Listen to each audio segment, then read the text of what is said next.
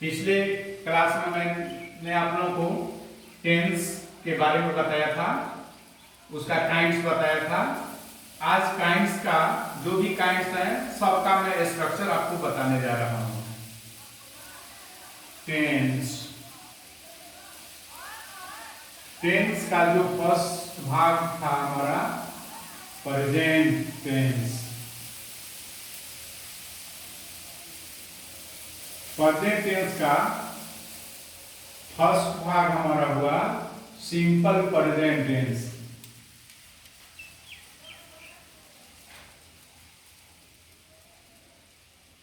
Simple present tense का हम recognition देखेंगे। Recognition in English. These sentences keeping on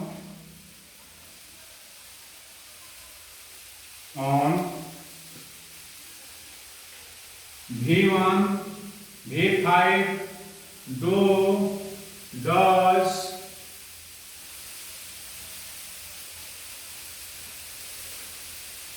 don't,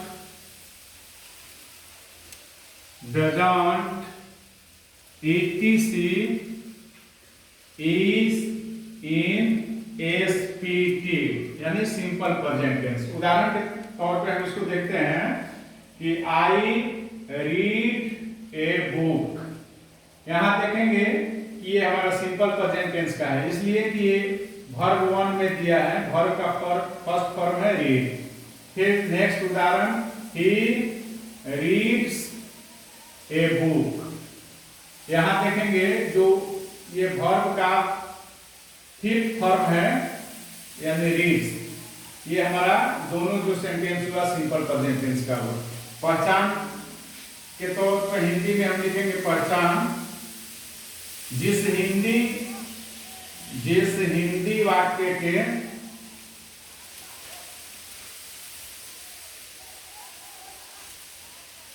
मुख्य क्रिया के अंत में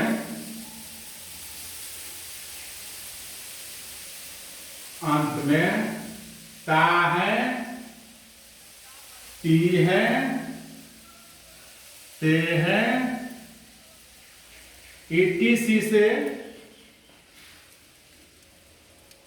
मिलता जुलता वाक्य रहे तो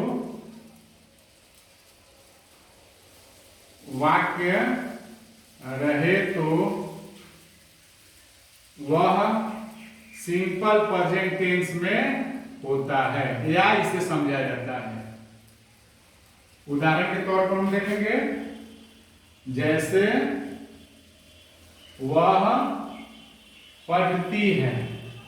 वह पढ़ती है, यहां देखेंगे कि सेंटेंस के लास्ट में ती है तो ये सिंपल प्रेजेंट टेंस का हुआ। वे जाते हैं, वे जाते हैं। यहां देखिए यहां ते है। वह खाता है, वह खाता है। यहां ता है, इसलिए ये हमारा सिंपल प्रेजेंट टेंस का सेंटेंस हुआ। अब हम इसको क्या डिलीट करते हैं।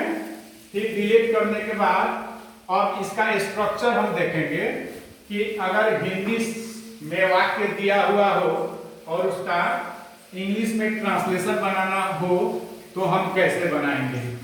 देखिए सबसे पहले स्ट्रक्चर में हमारा हुआ असर्टिव सेंटेंस का सब्जेक्ट प्लस V1 या V5 object rest of word. ये निगेटिव का हुआ सब्जेक्ट डू और does plus not V1 object rest of word.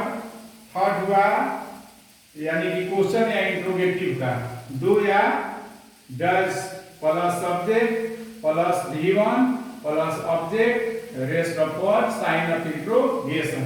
Fourth हुआ निगेटिव क्वेश्चन जिसे हम कहेंगे does oblique do plus subject plus not plus V1 object rest of word sign of interrogation. WH word I, तो इसको हम WH word रखते हैं। WH word plus do या डज। इसके बाद हमारा सब्जेक्ट होता है V1 होता है, object, rest of words, line of interrogation. इन तमाम स्ट्रक्चर को हम एक उदाहरण के माध्यम से समझ लेते हैं। जैसे हम देखेंगे कि राम घर जाता है, राम घर जाता है, राम घर जाता है। तो सबसे पहले यहाँ सब्जेक्ट क्या हुआ, राम हुआ, तो लिखेंगे राम। और इसमें V5 का इसलिए थर्ड पर्सन सिंगुलर नाउन है, इसलिए यहाँ करेंगे Ram goes to house. Next होगा राम घर नहीं जाता है, तो यहां बनाएंगे Ram does not go to house. Third, क्या राम घर जाता है, does Ram go to house. इसके बाद नेगेटिव क्वेश्चन, क्या राम घर नहीं जाता है, does Ram not go to house. Note of interrogation, Ram कहाँ जाता है, वेयर डज राम गो। तो इस तरह हमने देखा कि सिंपल प्रेजेंट टेंस का हमने स्ट्रक्चर बताया और इस पर आधारित एक उदाहरण मैंने आपको बता दिया।